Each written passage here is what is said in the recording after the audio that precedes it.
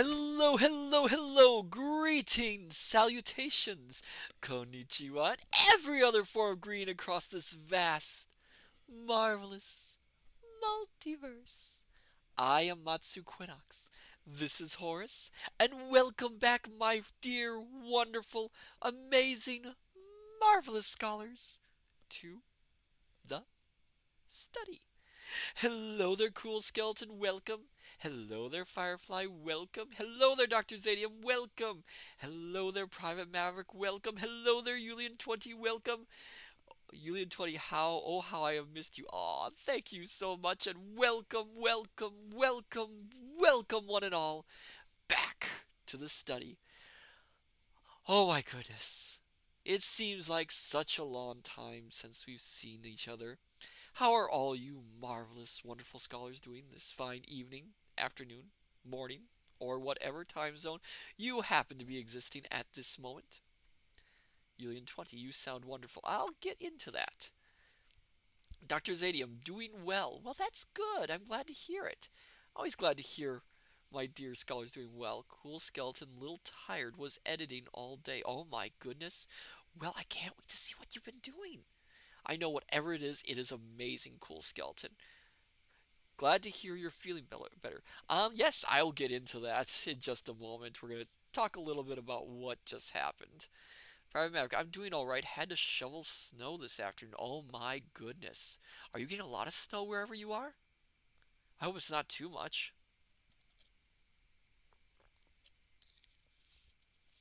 Julian20, no snow here. We've avoided snow ourselves over here in the study. The snow room has, oddly enough, not leaked yet, so, you know, we are pretty clear in here. Which is nice. I mean, granted, it is wintertime in some places, so a little snow is nice, but, I could do without at the moment. Private Maverick, 4 to 5 inches so far. Oh my goodness. That sounds like a lot. I can't tell. Is that a lot? Is that a lot, dear scholars? Is that a lot? I can't tell if that's a lot. It's really hard to tell with such matters. Firefly, we have rain most of the next week. Ooh. Oh, well, I don't mind rain. I mean, rain is nice. It's comforting. It's wash. A good rain shower sounds lovely. It's something you can fall asleep to. You can read to. You can relax to. Julian20, that is a lot. Oh, okay, okay. Cool Skeleton, all rain here. Julian, Firefly, it is for Philly area. 20, it is supposed to get really cold Monday. Oh my goodness, stay warm, stay warm. Cool Skeleton, the crypt is getting kind of soggy. Oh dear. And that can't be good for any of of you undead, can it? I mean, soggy bones is just not good. It's not good for skeletons. So stay safe. Stay safe, Cool Skeleton. Firefly has been pouring for hours. I suppose that could be a little depressing, yeah. Be a little depressing. Oh my goodness. So, my dear scholars, for tonight, I have next to me on the floor. Unfortunately, I don't have enough room on this desk here in front of me. I have a whole pile of folk tales to read from. It's been a while since we've done a folktale reading, and I thought, as an easy way of getting back into things, it might be nice to read some folklore and some fairy tales. I know some people enjoy it. I certainly do. But yeah, I should probably explain what happened to me. Um, so for those who have been keeping Julian20, love folktales, yes. So for those who been keeping track on my little messages, and thank you, Horace, for keeping my dear scholars up to date on what happened. So a few weeks back, I was bitten by the book Kraken, known as COVID. Um, so what happened was it pretty much started around the Christmas time, the Christmas Eve, Christmas Day. Those who were watching my Christmas Carol um stream might have noticed my voice sounded a little bit hoarse and sounded a little bit cracked. Um, at the time, I thought it was just a cold. Although I probably should have known better once my lungs actually started hurting. It was awful. I should have known better. But at the time, I thought, it's just a cold. It's just a harsh cold. I mean, I'm showing up negative in some tests and all that, and so I kind of ignored it at the time. It was only after I think Christmas Day that it really started hitting me, and I was like, "Oh no, something's happening." So I got another test, and yeah, it was it was that horrible book Kraken. Horace right away he was like, Matsu, you've got to go rest. You've got to go rest. We'll handle things here. And I was a little bit hesitant. I felt really bad about leaving all you scholars behind. But Horace, for the most part, was like, no, you are getting rest. You're gonna isolate yourself from everyone else because, well, I don't know if this stuff can affect whatever Horace. What are you, Horace? Huh? I never really thought that. Well, all right. If that's what, okay. Cool skeleton. Horace is Horace. That's about right. Horace is Horace. He wanted me to isolate those, so I I spent about 6 days, 7 days. It was seven. What was it? 7 days, Horace?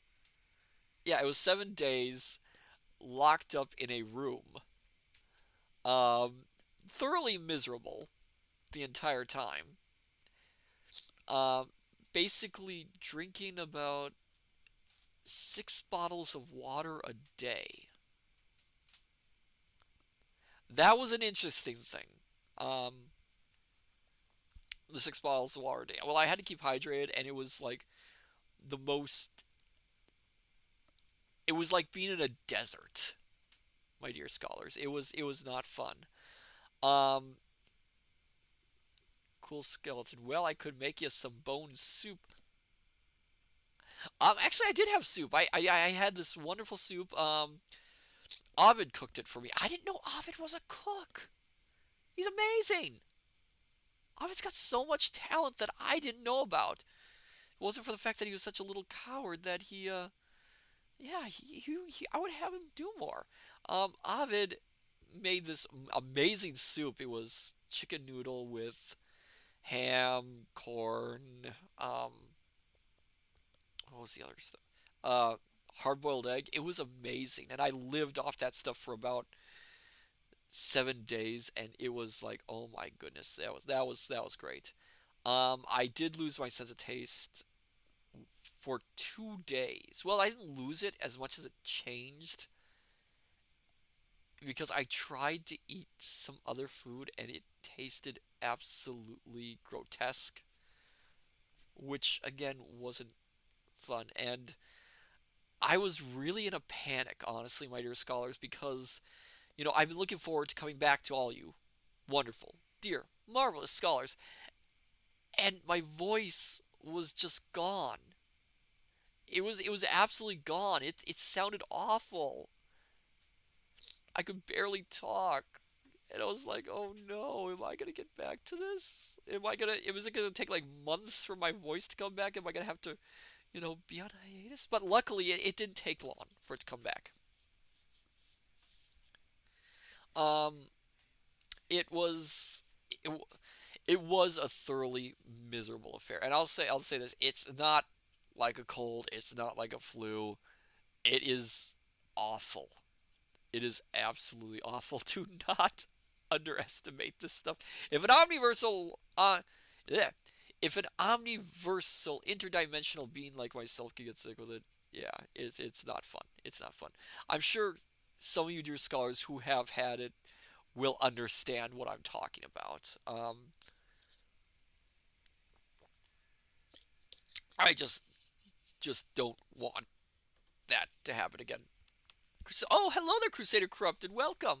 Welcome back. Now back to lurking. All right, you go back to lurking, my Crusader Corrupted. All right. Well, that was a little chat and a little explanation. Now then, my dear scholars, Would you like me to read you some stories? I'm sure you do. I mean, this is why we're here, isn't it? I have like 4 books of different folk tales, fairy tales that I could use. Cool skeleton. This is one of the reasons why I still wear a mask, even though I'm a skeleton. I still care about others' health. Yes, yes, that's true. Wearing a mask, with that, it's different. I mean, I've worn a mask when my allergies are out of control and to avoid colds and all that. It's useful. Otherwise, it is very useful. Otherwise, because yeah. The one thing though with having it is there are leftovers, and I still have a cough and I'm still exhausted. So it really is a trying time. But enough of that. So, my dear fantastic scholars, how about we read some stories? I think you'd all like to hear some stories. I've got a whole bunch of them to read. All right then. Well, we'll start off with a tale from Japan. I'm not sure if I've read this one. I've seen this one adapted in animation form, but again, I I've done Japanese readings before, and I don't remember if I read this one. It's a good one though. It's a really good one. Tonight's first tale for us for our folk. Oh my goodness, I'm tripping over myself already. Tonight's first folktale story is called "The Flying Storehouse." Once a monk from a remote part of Japan went to get properly ordained at Todaiji in Nara. Afterwards, he decided to stay on, rather than return to his primitive hinterland, and prayed to the great Buddha of Todaiji to help him choose where to live. At that moment, he noticed Mount Shigi looming in the distance towards the southwest. He settled there, built a little chapel, and took up the ascetic life. Soon a fine little image of Bishamon materialized for his modest altar. Bishamon is, I believe he is the god of war and one of the 7 gods of good luck in Japan. The monk's begging bowl would fly down every day for alms to a rich man who lived below the mountain, and every day the rich man would fill it. But one day the rich man happened to be working in his big storehouse when the begging bowl arrived. "Bother that greedy bowl," he muttered, and instead of filling it, tossed it into a corner. The bowl waited patiently, but eventually the man tidied up and left, locking the storehouse door behind him. He had forgotten all about the bowl.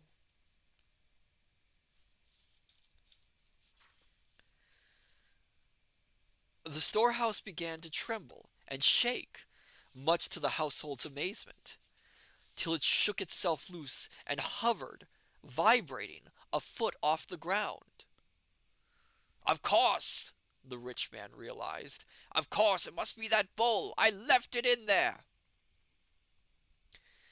Meanwhile, the bowl squeezed its way out, got under the storehouse, and carried it off 100 feet up in the air.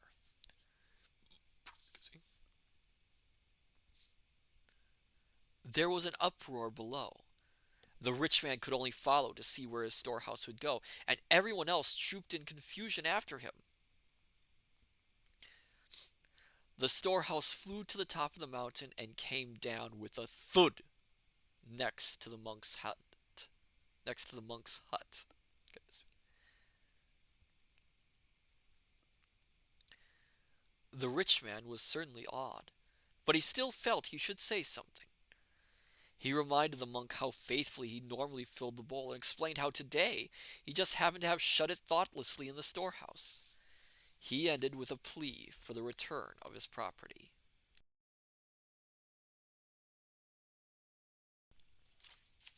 "This is all very strange," the monk replied.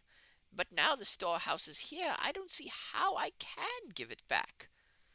I have nothing like it myself, and I can certainly use it. But you're welcome to the contents."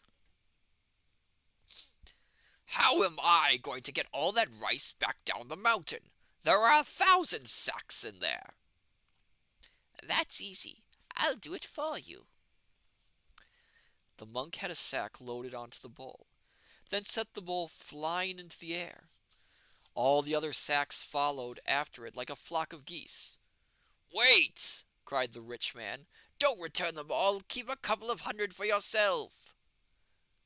The monk refused on the grounds that he would not know what to do with so much rice. "Then keep a couple of dozen sacks anyway," the rich man pleaded. "As much as you can use. They're yours." The monk said this was still far too much and refused again. Every single sack arrived in good order back at the rich man's house. The monk's fame spread far and wide.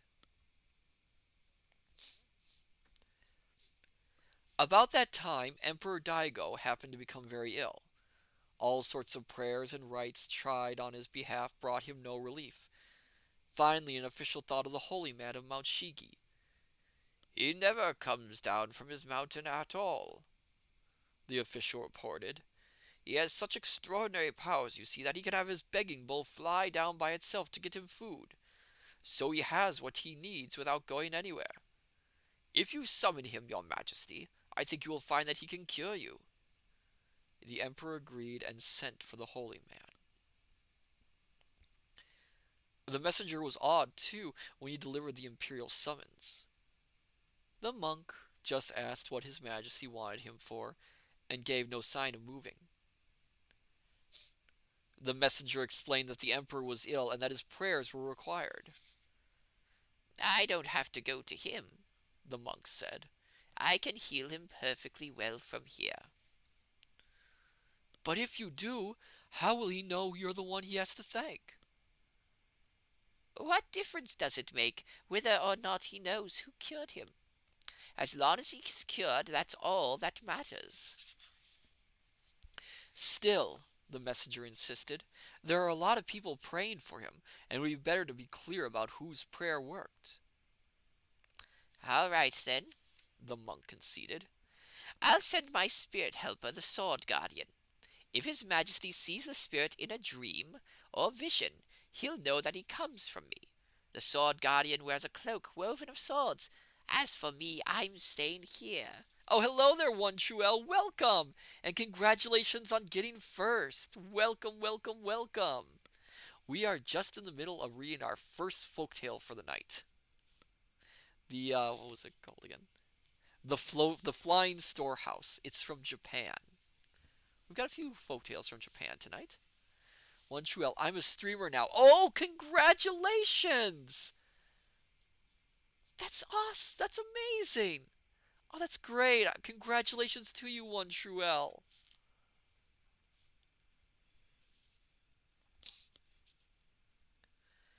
The messenger returned to the capital and reported what the holy man had said. 3 days later, the emperor was napping in broad daylight when he saw something glitter. He realized it must be the holy man's guardian spirit. Instantly, he felt perfectly well. The court was immensely relieved and impressed with the evidence of the monk's powers. Once again, an imperial messenger made his way to Mount Shigi, this time with the offer of rich rewards. "Would you like to be a bishop or an archbishop?" the emperor's message ran. "Would you like an estate to provide income for your temple?" But the monk said he had no use for titles, and protested that an estate would be far more trouble than it was worth. "I'll just stay as I am," he declared, till the messenger gave up and went away. All that was many years ago. The holy man's flying storehouse is still on the mountain, with relics of him still inside, though now it is crumbling with age. Those who are blessed to obtain the smallest fragment of its wood make it into a Buddha like the monk's own, and are surely to enjoy good fortune, peace, and ease. The monk's Bishamon, too, is still on the mountain, and countless pilgrims pay homage to it there. That's quite a nice little story. In the adaptation I saw of this tale, they actually made it so that rich man was not a very nice guy and was actually very greedy. And I don't think he gets the rice back in the end because of his greed, which is a very different take on what's in this story, of course.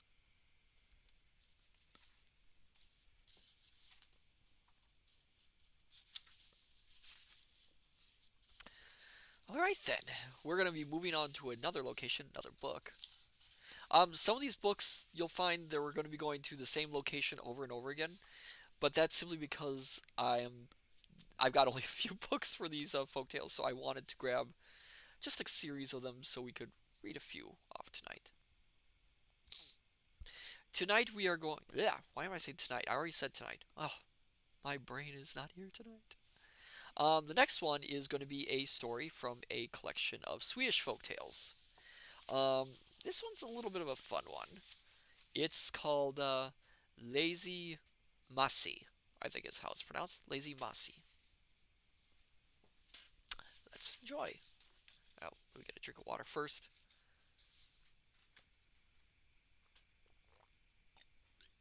My throat's a little bit parched. Excuse me. Lazy Masi. Once there was a woman who had a son named Masi. He was called Lazy Masi because he was lazy and dumb and never did anything but lie by the hearth and sleep. One day, after his mother had scolded him more than usual, she sent him out to sell butter.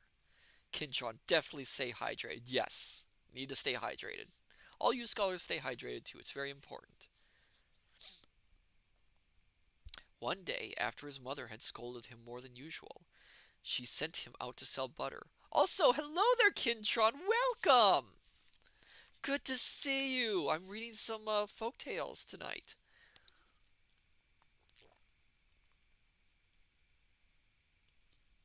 Also, thank you for the hydrate.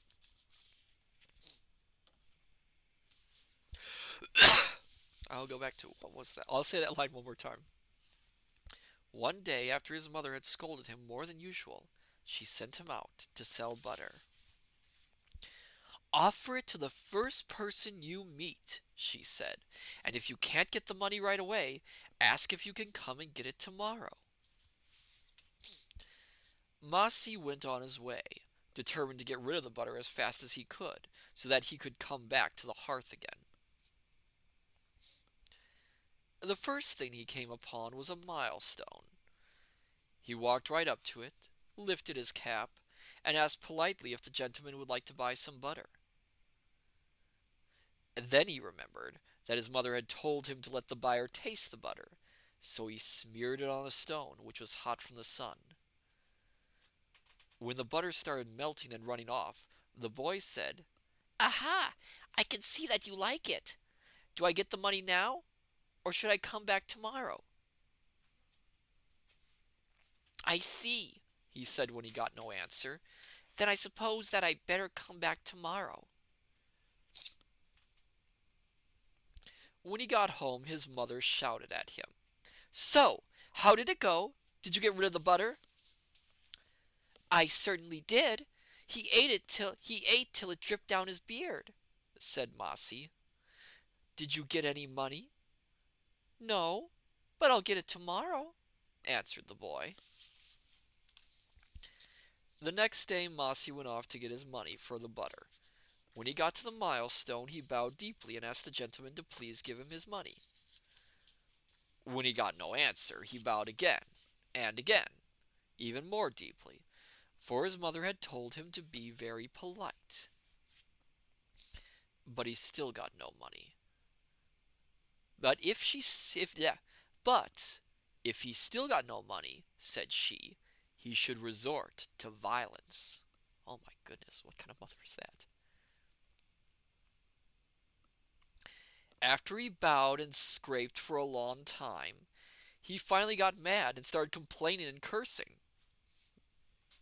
That didn't work, and he didn't dare come home without the money, he took a stick and started beating the milestone.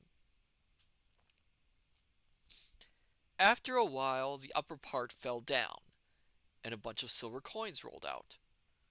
Someone must have put them there to hide them, and then forgotten all about them. Mossy carefully picked up all the coins and apologized profusely for being so disrespectful. Then he took off his cap, bowed again, and went home. Excuse me. His mother's eyes bulged when the boy came home with so much money, but when she asked Mossy to explain, he couldn't. Since he'd done so well, she let him go out again the next time she'd churn enough butter to sell.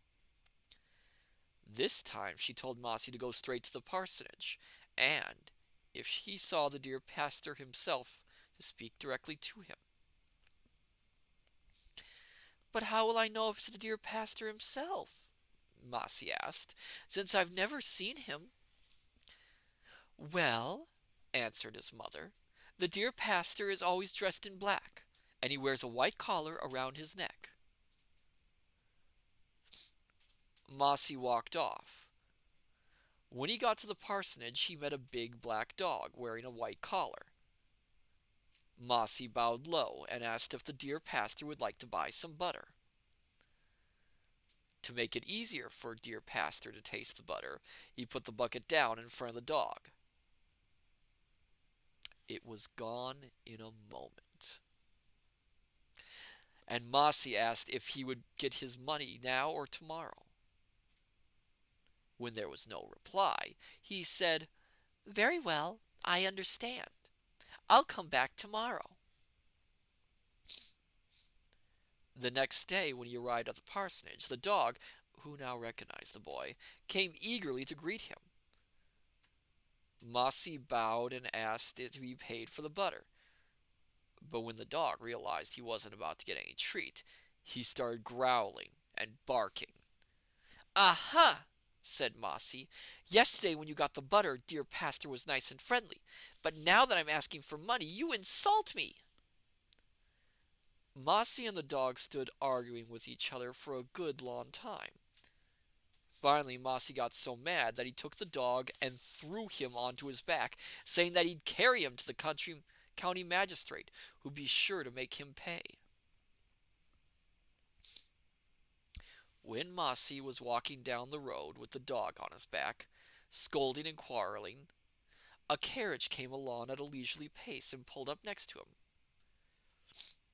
An old man seen in the carriage said to his traveling companion, "What on earth is that boy doing?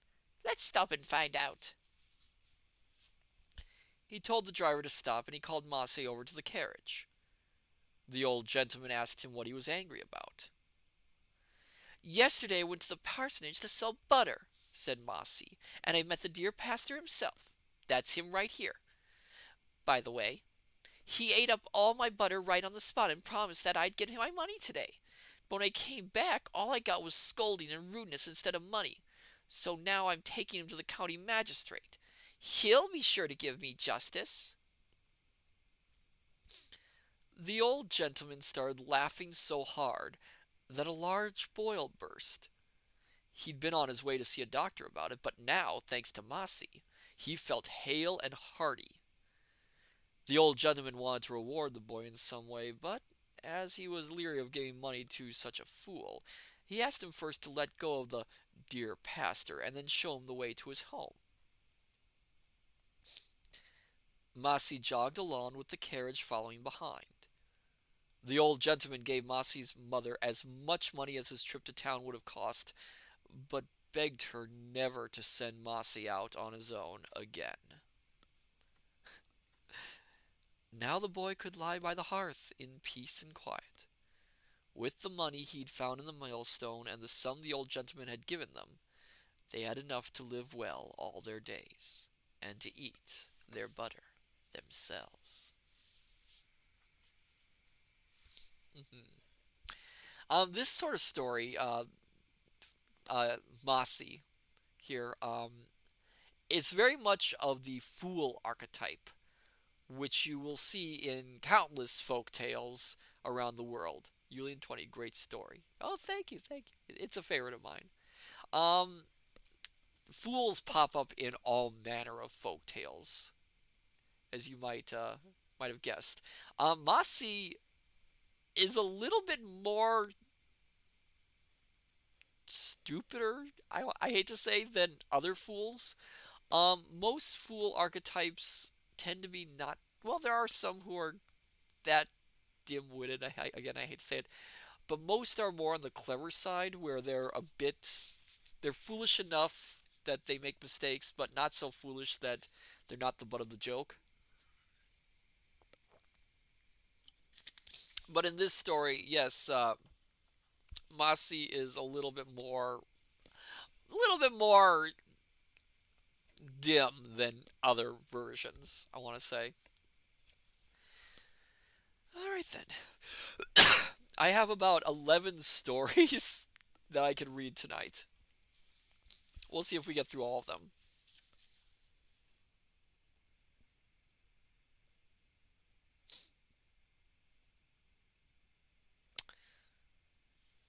All right then. This next story we're going to read is actually we're going away from going further away, and we are going to read a story from the Dominican Republic. And this story is called Don Dinero and Dona Fortuna. And this is from a book which I just got this holiday season. So I'm really excited to read a story from it.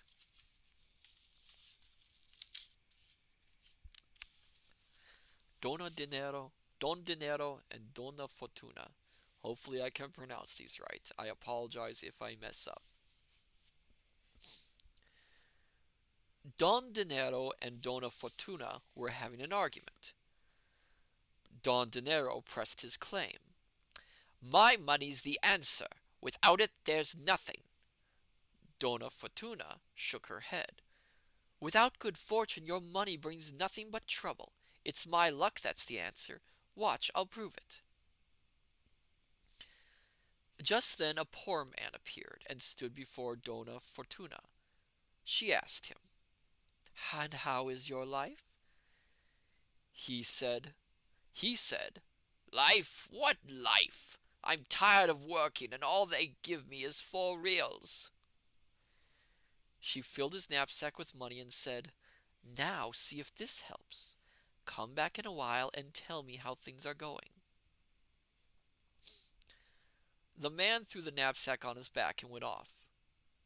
On the way home he passed through a forest. He started to have thoughts. Who does Dona Fortuna think she is? Why should I go back to her? With a sack full of money, I don't need anyone. He walked on. Then, wouldn't you know, the knapsack got tangled in a vine. The vine pulled down a wasp's nest, and the wasp stung him. He ran out of the woods as fast as he could, but when he reached the cleared fields, he discovered the knapsack had fallen off somewhere. He went back, but couldn't find it. Something he didn't know. The wasps were thieves in disguise. He returned sadly to the lady and told her what had happened. She said, Don't worry about losing the money. Just go home. The man had a neighbor who was better off than he was, thanks to Donna Fortuna, who took good care of him. Excuse me. After the poor man had left, the lady sent this neighbor a basket of bananas. Hidden under the bananas was the poor man's knapsack with all the money. Not realizing the money was there, and knowing that his neighbor was in need, the good man told the messenger to take the bananas to his friend. He is worse off than I am, he said. The poor man was pleased with the gift, and when he took out the bananas, there was the knapsack. He was amazed. He hid the money and said nothing to his family. He ran to Dona Fortuna. Now I know there's a God, and you knew the truth. Without luck there can't be money. The lady looked at him kindly. Since you are repentant, I'm going to tell you something. Find yourself a piece of land, whatever it costs, and offer to buy it. When you've made a deal, come to me for the purchase price. The man went to see a landowner who owned a finca, I hope that's pronounced right, a finca worth 15,000 pesos. The owner said to him, "If you bring me the money this afternoon, I'll give you my land for 5,000." He only said it to mock the poor man. Oh, thank you for the follow, Turtle 3. Welcome! I am Matsu Quinox, interdimensional omniversal librarian. This is this is Horace, friend, companion, assistant. I do oh my goodness, how do you get back in group? I do reading streams on Thursdays, gaming streams on Tuesdays, and variety streams sometimes on Sundays or Fridays. And welcome to our little group of scholars. Turtle, finish the story. Okay, I'll finish the story and explain. Ah, okay. The man went to see a landowner who owned a finca worth 15,000 pesos. The owner said to him, "If you bring me the money this afternoon, I'll give you my land for 5,000." He only said it to mock the poor man. But the poor man said, "It's a deal." And in no time at all, the man who had been poor became rich. Don Dinero turned to Dona Fortuna and said, "That man was so poor, now he's so rich." "Yes," said Dona Fortuna, "but it was only to prove that without my good fortune, your money is nothing." Ah, that's interesting. But yes, I am Matsu Quinox, interdimensional omniversal librarian. This This is Horace, assistant, friend, and companion, and I do gaming streams on Tuesday, reading streams on Thursdays, and variety streams once in a while, as well as, sometimes I streams on Fridays and Sundays when I have the time. But welcome, welcome. Glad to have you here. We are doing folktale readings tonight, folktales and fairy tales. The story we just read was from the Dominican Republic. Um, I find it an interesting story because it is a story that follows essentially anthropomorphized concepts, which isn't all that unusual. Turtle. Okay, so Tuesdays and Thursdays are going to be my faves. Well, I'm glad to hear that. Glad to hear that. Yeah.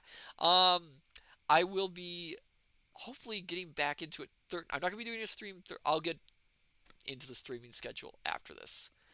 Oh my goodness, I'm going ahead of myself. I'm so giddy. Oh my goodness.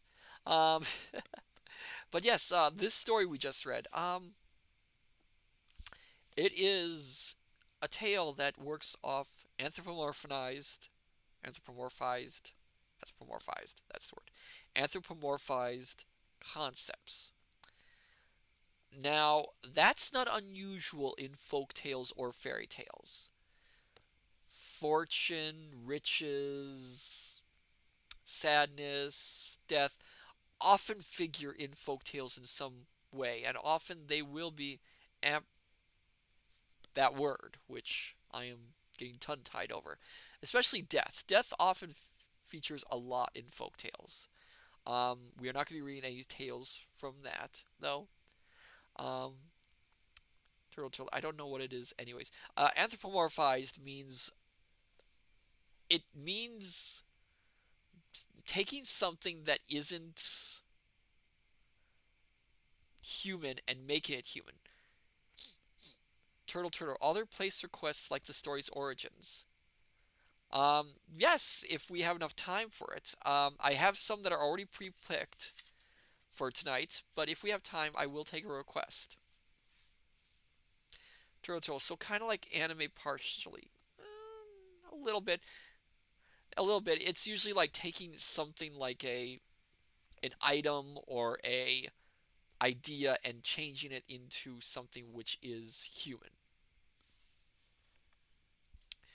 All right, let's see. So our next story actually, and I will say this, Kintron. This next story is from one of Andrew Lane's books. I had a collection of a bunch of them. So I thought maybe it would be nice to read a few from. Yes, this one is from. Which book is this one from? Um, this one is from the Blue Book. So you might have read this one, Kinshon.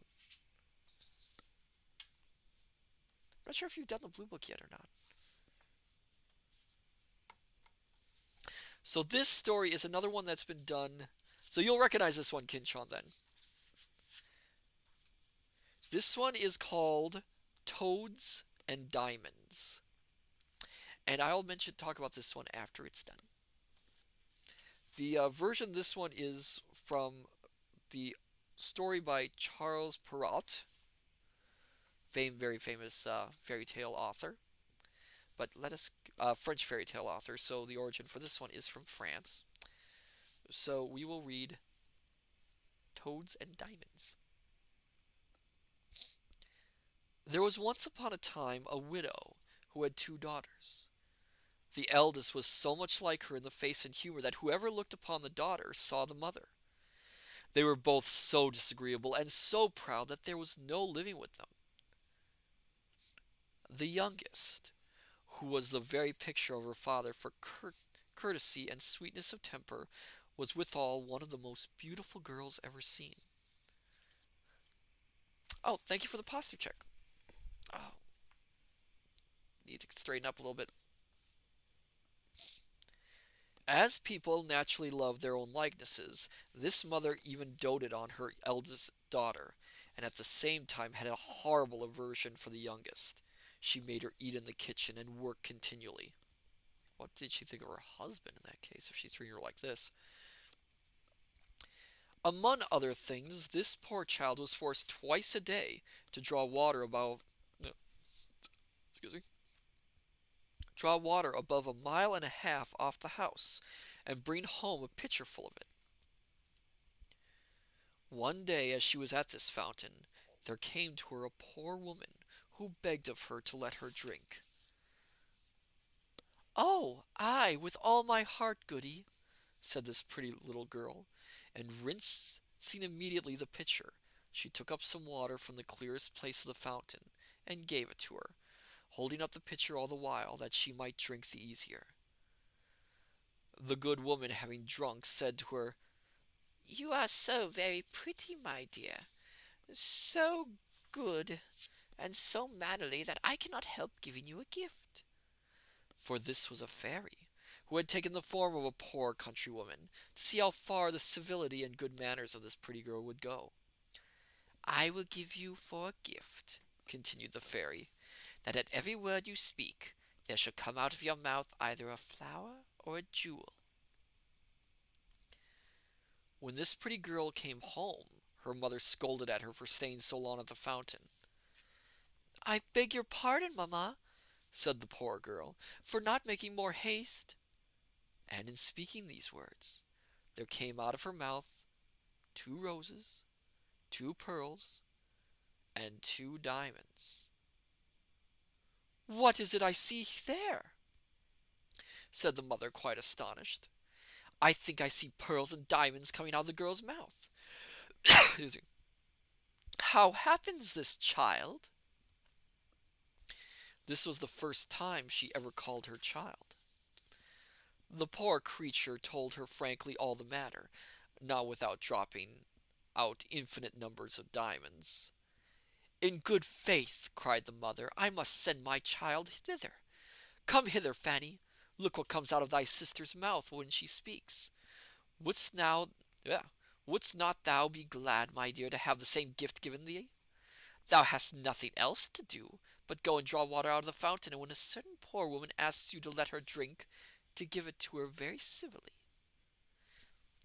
"It would be a very fine sight indeed," said this ill-bred minx. Oh my goodness, that's quite a thing to say. "To see me go draw water." "You shall go, hussy." "Oh my goodness, this mother," said the mother, "and this minute."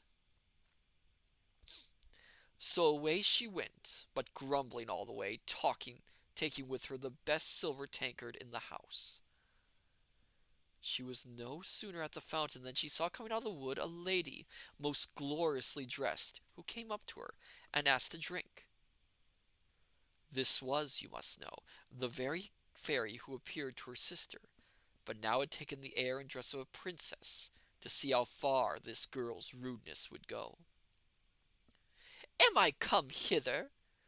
said the proud, saucy Oh, what? What? I'm not going to say that word. Oh my goodness. What?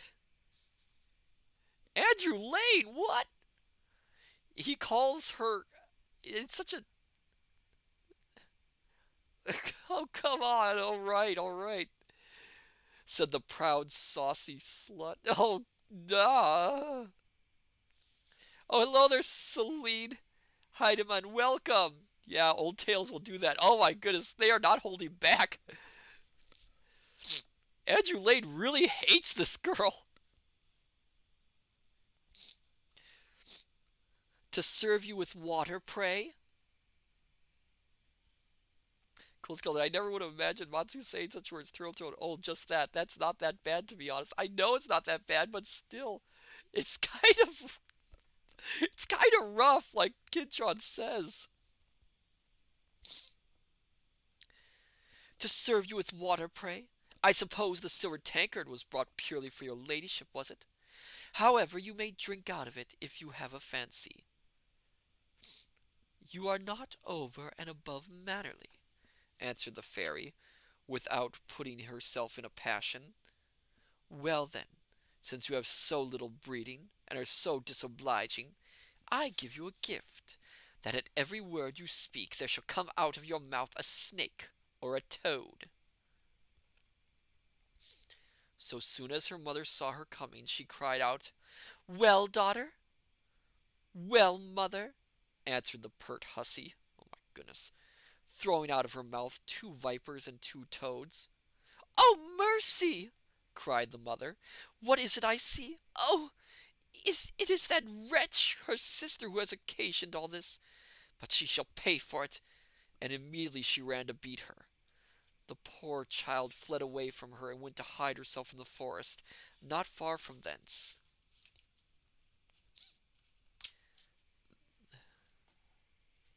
Turtle, just read Dear Brother. What that could be a dream for some women. Wait, I can't say that. Oh.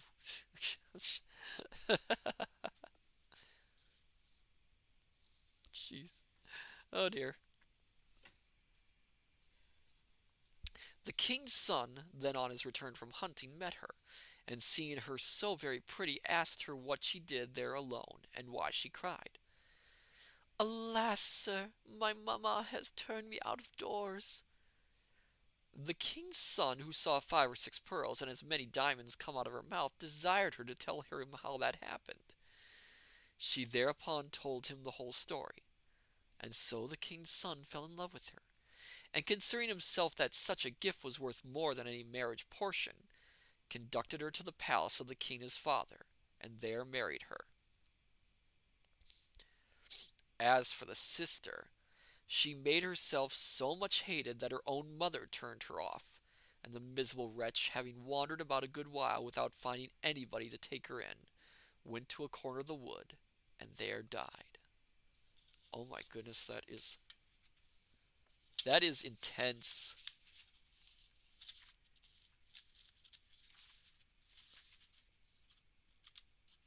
That is an intense story. Oh, thank you for the hydrate, Turtle, and thank you for the posture check, Celine.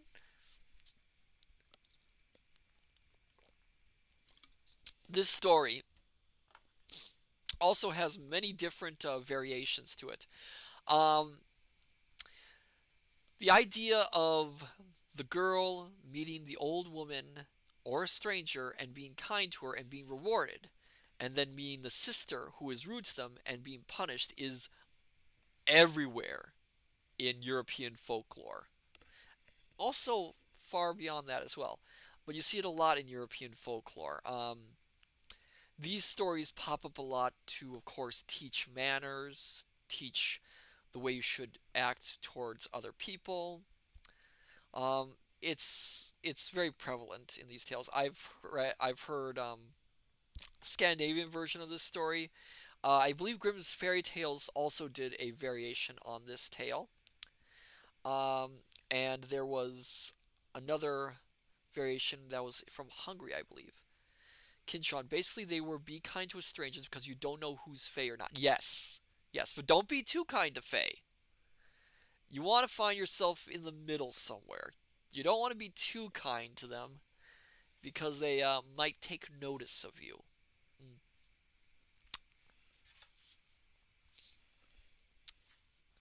Turtle, what's Fae? Fae are fairies. Celine, respectful but not submissive. Yes, you want to respect them, but not be so doting on them that they like you. But you don't want to be rude to them. It's a very fine line.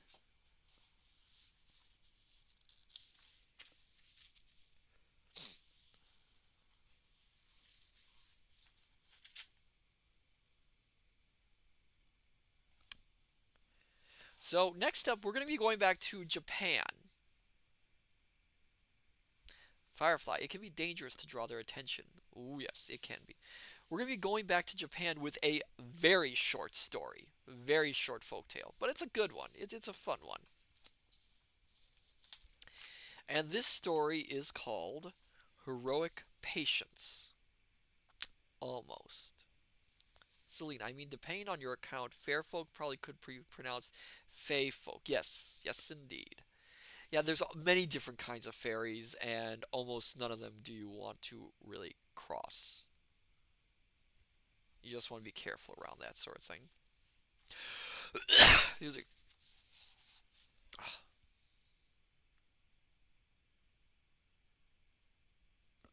All right. Heroic patience, almost. One evening, some monks on Mount Hai decided it would be fun to make rice dumplings. A young acolyte pricked up his ears at their talk, but thought he had better not look as though he was weighing up for the dumplings. Turtle, turtle. I don't know why I was going through my emotes. I saw this and oh my goodness. Oh my goodness. Instead, he went off into a corner and pretended to go to sleep. Eventually, a flurry of activity announced that the dumplings were ready. Celine, dumplings sound delicious. Oh, they do. They do. I could go for some onigiri actually right now. That's really good. I've made onigiri before. Best one is with the little sour plums in the middle. They're good. Oh, poteen's good. Poteen's good. Turtle, turtle. Eventually, a flurry of activity announced that the dumplings were ready. The boy felt pretty sure they would wake him now, and at last, thank goodness, a monk did call him.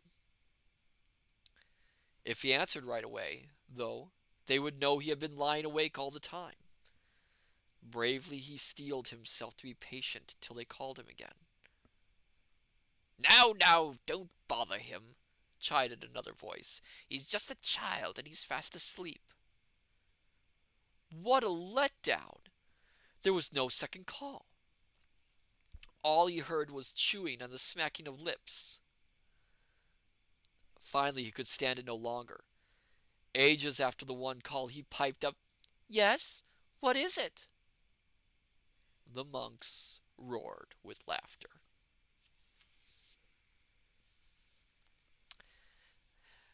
There's a lot of folk tales that are very short. Very short. Not every tale in a collection is like 3 pages long. One of my favorite stories, in fact, which is in one of the books here, is like incredibly short. It's like a few lines long. Celine, sounds like a fable to me. Oh, yes. There is a lot of crossover between folk tales and fables, of course. Um, a lot of folk tales. What might surprise a lot of people is that folk tales is. I heard poutine. I pronounce it poutine. Poutine. Celine, if we don't tell him it's poutine, he would. Oh, poutine. Well, there's a lot of different pronunciation styles. I'm not very good at pronouncing things. All right. Um, the thing with folk tales, not every folk tale out there has some magical element to it, or some mystical element, or creatures, or fantasy, or fairies. Um, a lot of them are simply tales about people, often humorous tales. I often think folk tales, often say that fairy tales are tales told to adults for children, while folk tales are tales told by adults for adults. A folk tale is more of a story to tell. Kinshon, folk tales are tales told by folk. Yeah, yes, basically. It's it. Selena, I am not going to repeat that. I am well aware. I am sure many of you know the rule about puns in this chat. Puns are a debasement of the language. They are a cruel thing. I do not tolerate puns. No puns. That is why the Wogglebug is on the list. Dr. Zadium, yes, puns are gone. No! Don't start it, Dr. Zadium. Don't. Kidron, no! No! No, don't. No, don't. Please don't.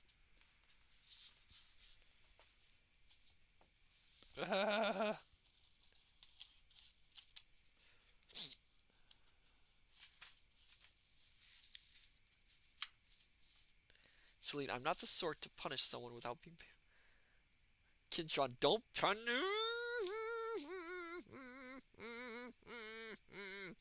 I see you're back to your old mischiefs there, Kintron. What am I gonna do with you? So we're gonna read one more story from the Swedish book, and that'll be the only Swedish stories. Celine, my apologies. I didn't know you had such a rule. It is a loose rule. Don't worry about it. Don't worry about it. I don't get angry. I simply get a little bit flustered by the puns.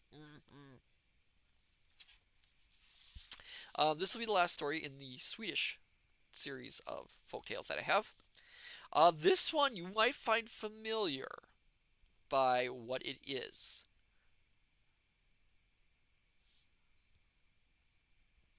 Turtle, why are you gullible? I'm not gullible. I'm not gullible. I'm me. Cold Skeleton, pun time. He seems to have a. Kinshawn, more a guideline than a rule, but don't worry, just one gets by out of about a dozen. Pun intended. I'm gonna. Ah, no! No!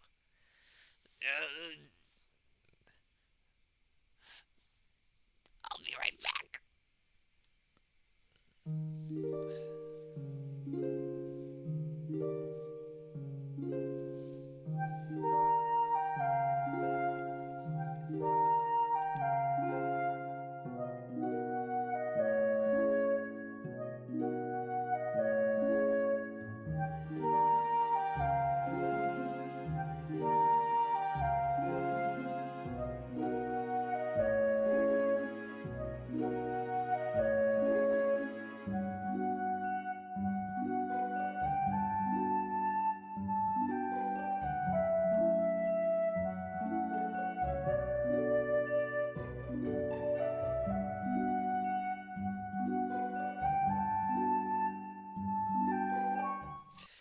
All right. I know I've got an obligation to them, Horace. All right, okay.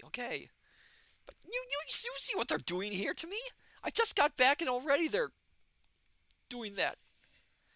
Turtle. Anyways, I gotta go. Let him know to have an amazing stream. Oh, thank you, Turtle. Thank you. Thank you for coming. It's good to have you here. Cool skeleton. It's okay, Matsu. Pat, pat.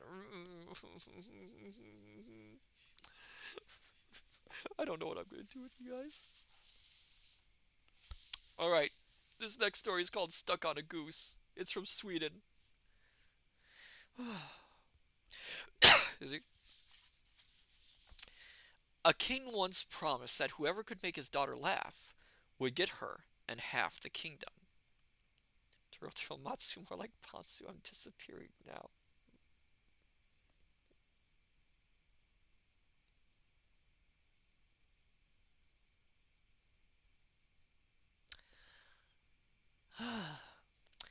Celine, group hug. That's what you ought to do with us. Well, I would happily do that. Yes, yes. I don't mind hugs.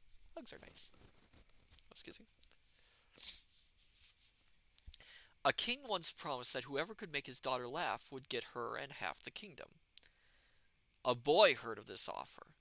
One day he went fishing and caught a pike, which he put into a bucket. Because it splashed around in the funniest way, he headed for the castle to show it off. On his way, he met an old woman. Where are you going, my boy?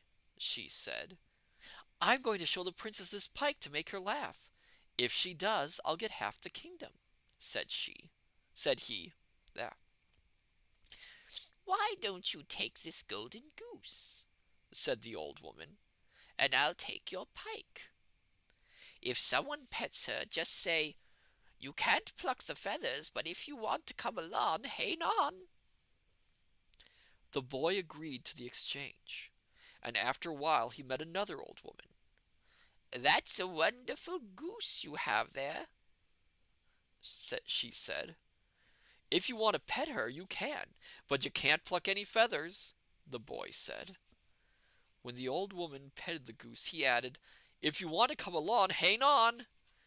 Immediately the old woman stuck to the goose and had to follow along to the castle. When they passed the blacksmith's, he and his apprentices were staying outside shoeing a horse.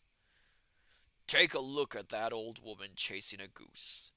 Why don't you run over and kick her in the butt? Said the blacksmith. Oh my goodness, what a violent man. Cool skeleton prince is now princess. The apprentice ran over, but just as he was about to kick, the boy yelled, Hang on! And the poor apprentice had to run after them, kicking the old woman's behind. When his master saw the apprentice running along, he ran after him with a pair of tongs. With these he grabbed the apprentice, but the boy yelled, Hang on! And now he too had to run along behind them. Finally, they arrived at the castle, where the princess was sitting looking out the window. When she saw the boy with his goose, the old woman with the apprentice hopping on one leg, and the blacksmith, she started laughing. Oh, you'll have to laugh harder than that. Then he ran past the kitchen. A cook was standing in the doorway with a porridge ladle in her hand. She chased after them and hit the blacksmith on the back. Hang on, the boy yelled, and took another turn around the yard. When the princess saw the cook chasing the others with the porridge ladle on the blacksmith's back, she almost died laughing. And the king gave his daughter to the boy.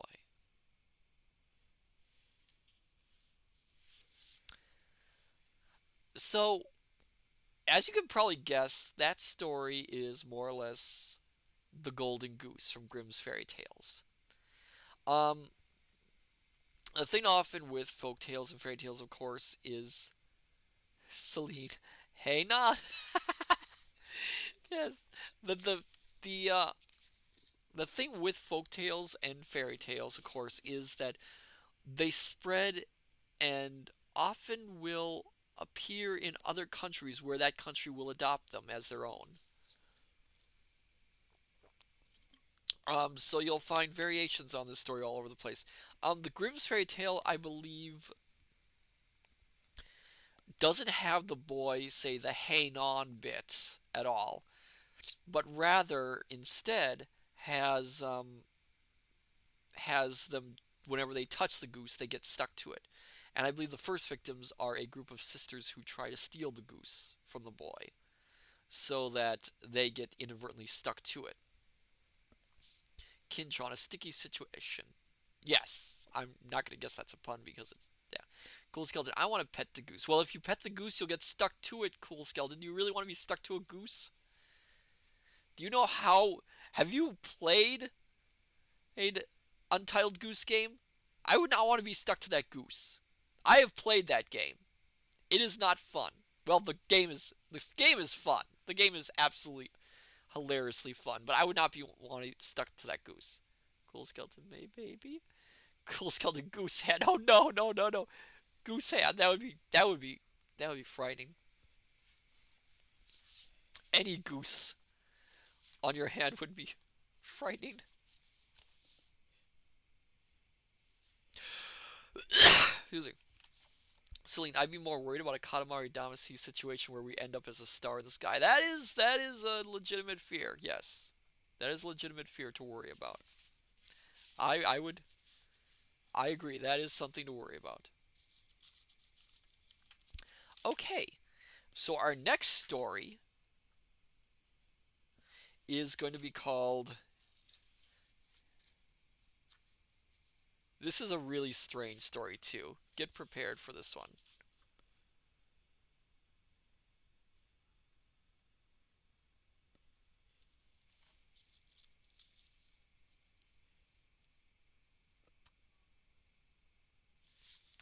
This one is from Colombia. It's a really strange story, and it's called Palm Tree Story. Cool Skeleton, yes, yeah, I would be more afraid of Tiny Prince. Yes, Celine, I mean it was a tiny prince with a golden goose just working on the prince part. That's true. This is a really, really, yeah, strange one. Oh, hello there, Turtle Turtle. Welcome back. You're just in time for a really strange story from Colombia.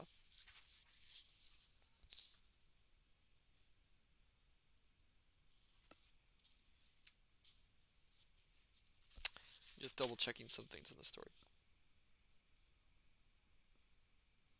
Okay, yes.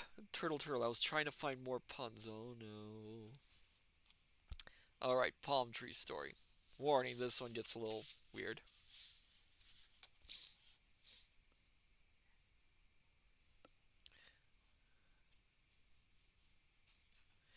A pregnant woman went to fetch water. She filled her jar, but when she tried to put it on her head, she strained herself and couldn't lift it. Oh, hello there, Sayo. Welcome. Thank you for the hydrate. Oh my goodness. Turtle, but I'm more than enough because I'm a joke. Aw, you're no joke. Oh, you're here to lurk. Well, welcome, Sayo. Feel free to lurk. Yes, Matsu's cool. Thank you. You're gonna make me all flustered.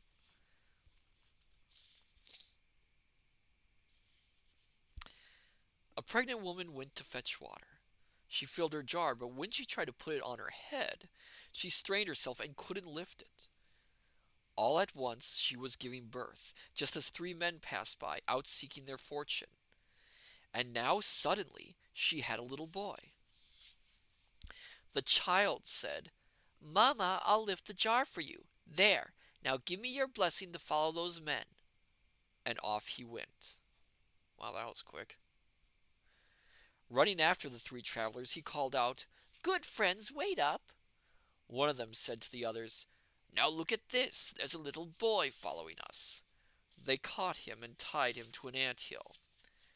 He freed himself and ran on. "Friends, wait for me." They caught him again and tied a stone to him. They dropped him into a deep pool. Cool Skeleton, they grow up so fast. Yes, they do. Again he got free and kept on their trail. "Wait up!" The three of them said to each other, "Let's fix him for good." But when they tried to catch him, he scurried up a tree. He called down to them, In the distance I see a little house. There's smoke rising. People are living there." And this time it was the men who followed the boy. They walked on with the boy in the lead until they reached the house. The old woman came out. She said, "What wind tosses you here?" "The wind that blows," answered the boy. The old woman had some flesh sizzling in a pan. She gave it to them for their supper. Then, saying, "Night draws on." she put each of the men to bed with one of her daughters. Since the boy refused to stay indoors, she sent him out to spend the night with the nanny goats. Celine, they caught the child and tied a stone to him, dropping him into a pool. I mean, as one does. Yes! These guys are really nice. Excuse me. Excuse me. As soon as she thought everybody was asleep, she got up and sharpened her knife with her tongue fluttering. "Ra, ra, ra, little knife, do your work. Ra." But when she went after the boy, she heard him announcing in a loud voice, "These goats won't let me sleep." She went back indoors. While she lay in bed waiting for the goats to stop bleeding, the boy took logs from the woodpile and made 3 life-size dolls. Hearing nothing, finally the old woman got up again, with her tongue fluttering. "Ra, ra, ra, little knife, do your work. Ra." But when she went for the boy, he had moved to the hen house. "Those chickens," he was saying, "they won't let me sleep." The old woman went back to bed. Just before dawn, at last, she was snoring. The boy brought the little dolls into the house and dressed them in the daughter's clothes. He whispered to the men, "Get up!" He put the men's jackets on the 3 sleeping daughters, and the 3 men and the boy slipped out of the house. They were long gone when the old woman woke up again. She sharpened her knife and finished off the 3 sleepers in men's jackets. Then realized she had butchered her own daughters. She put her strong box under one arm, mounted a lean pig that she kept for riding, and gave a cry. "Piggy, get on! Run with the dawn!" She had almost caught up with the boy when he saw her coming, and ran up a palm tree. She opened her strong box, pulling out a hatchet, and hurled it at the tree. "Slim down!" And the trunk of the tree became thinner. The boy had filled his pockets with hen's eggs. He threw an egg. "Fatten up!" And the tree trunk became thick. She threw the hatchet again. "Slim down!" He threw another egg. "Fatten up!" "Slim down!" "Fatten up!" "Slim down!" "Grandmother, throw it here!" She threw the hatchet again. He caught it and returned it, slicing off one of her arms. She flung it back with her good arm. He caught it and flung it again, and this time it did her in.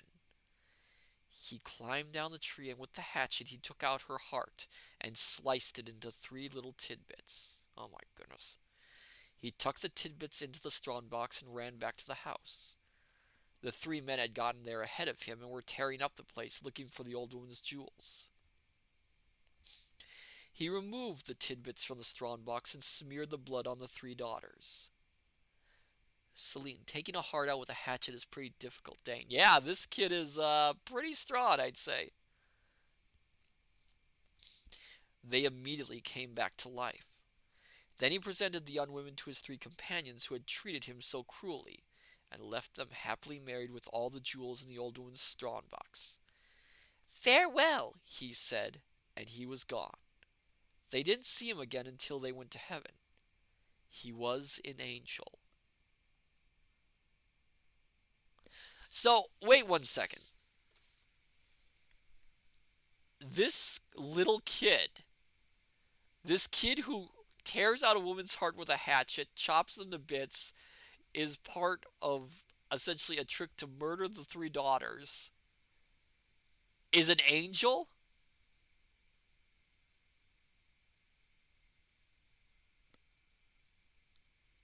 Kidtron angels, yeah, crazy. Yes!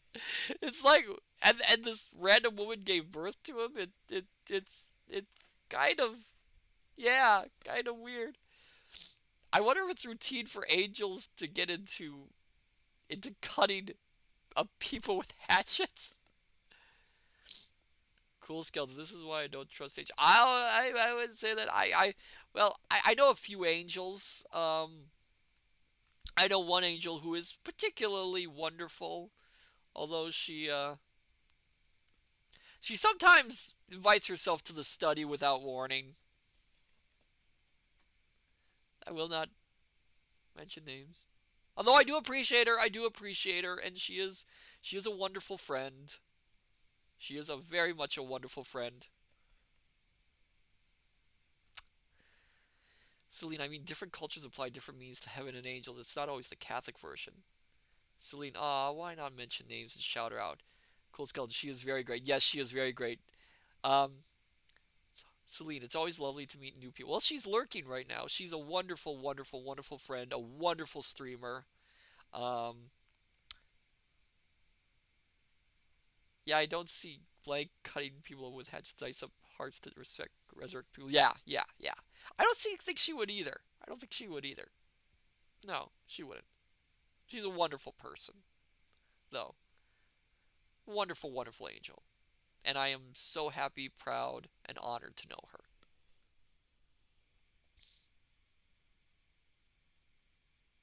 Kintron, I mean, I might, but not her. I think we're talking about two different people, Kintron. I think we're talking about two different people.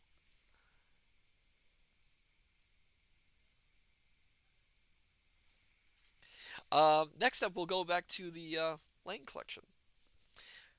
The book I have that I'm reading from, by the way, for the Lane stories, they're part of a bigger collection of basically they took a whole lot of the stories from the different books and just put them in a one book. Select books. It's not all the books. So this next one is from the Gray fairy tale book, which I think Kintron, you've read that one too. Gray fairy tale book.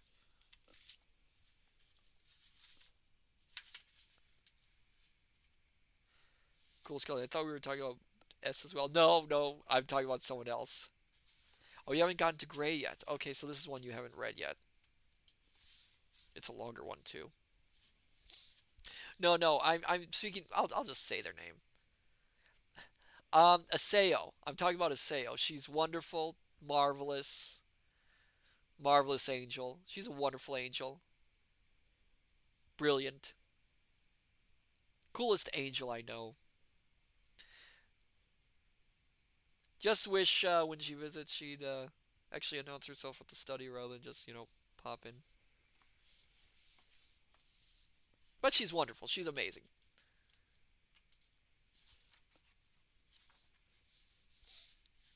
Okay, this one is called The Ogre.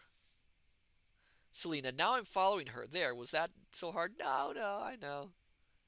I don't know. I don't know why I didn't mention her name in the first place, but she's wonderful. She's a marvelous, wonderful person. And she deserves a lot of followers. The Ogre. And I'm going to butcher so many of these names in this book. Kintron, I was thinking Sophia, but she's a guardian angel. She's an angel too, yes. Sophia's a marvelous, wonderful, wonderful person. And this is from Italy. There lived once upon a time in the land of Margigliano a poor woman named Marcella, who had 6 pretty daughters, all as upright as young fir trees, and an only son named Antonio, who was so simple as to be almost an idiot. Oh, one of these, uh, one of these people. Hardly a day passed without his mother saying to him, "What are you doing, you useless creature? If you weren't too stupid to look after yourself, I would order you to leave the house and never to let me see your face again." Every day the youth committed some fresh piece of folly, till at last Marcella, losing all patience, gave him a good beating, which so startled Antonio that he took to his heels and never stopped running, till it was dark, and the stars were shining in the heavens. He wandered on for some time, not knowing where to go, and at last he came to a cave, at the mouth of which sat an ogre, uglier than anything you can conceive.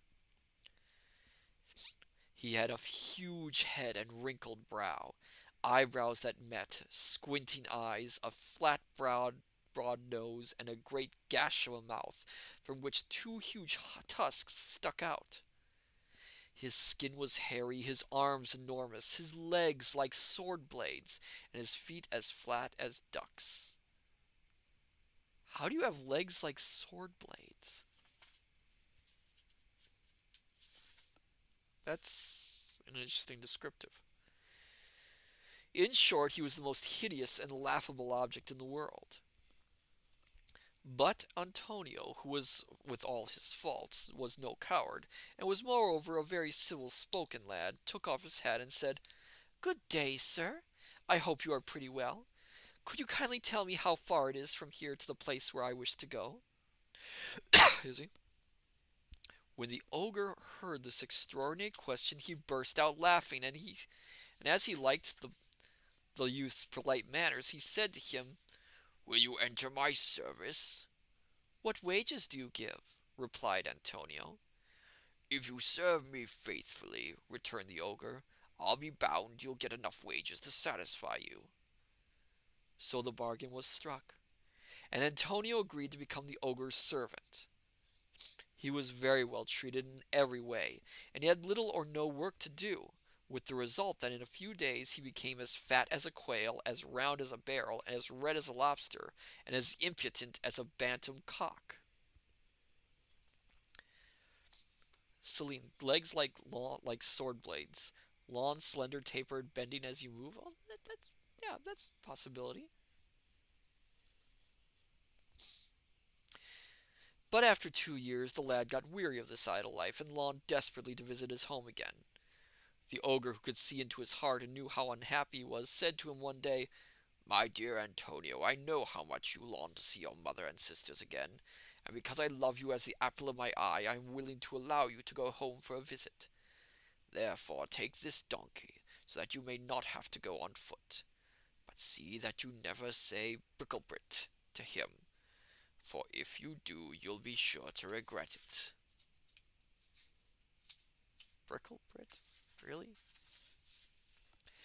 Antonio took the beast without as much as saying thank you, and jumping on its back, he rode away in great haste. But he hadn't gone 200 yards when he dismounted and called, "Bricklebrit!"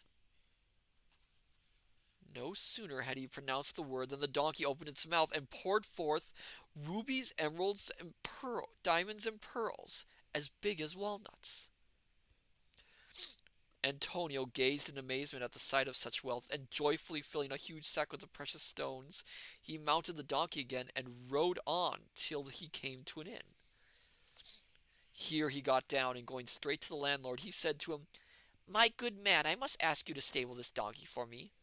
Be sure you give the poor beast plenty of oats and hay, but beware of saying the word Bricklebrit to him, for if you do, I can promise you will regret it." Celine, or maybe Antonio is just a dork. Pretty much, pretty much. The landlord, who was no fool, on receiving this strange warning and seeing the precious stones sparkling through the canvas of the sack, was most anxious to see what would happen if he used the forbidden word. So he gave Antonio an excellent dinner with a bottle of fine cold wine and prepared a comfortable bed for him. As soon as he saw the poor simpleton close his eyes and had heard his lusty snores, he hurried to the stables and said to the donkey, "Bricklebrit!" And the animal, as usual, poured out any number of precious stones. When the landlord saw all these treasures, he longed to get possession of so valuable an animal, and determined to steal the donkey from his foolish guest. As soon as it was light next morning, Antonio awoke, and having rubbed his eyes and stretched himself about 100 times, he called the landlord and said to him, "Come here, my friend, and produce your bill, for short reckonings make long friends." When Antonio had paid his account, he went to the stables, and took out his donkey, as he thought, and fastening a sack of gravel, which the landlord had substituted for his precious stones, on the creature's back, he set out for his home. Um, my dear scholars, I will be right back, just for a moment.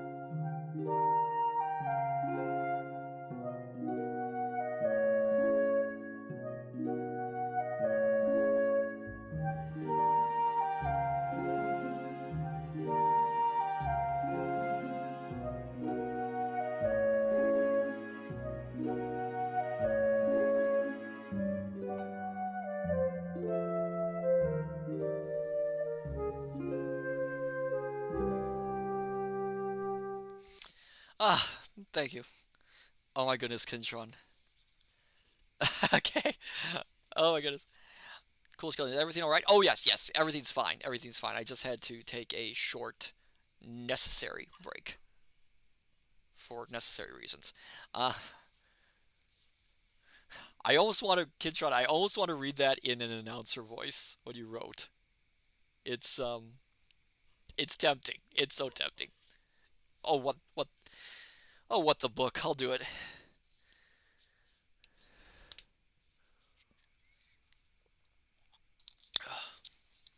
Cool skeleton. Redeem radio voice. I'll do both. I'll do a radio voice and I'll do the announcer voice. Kinchon.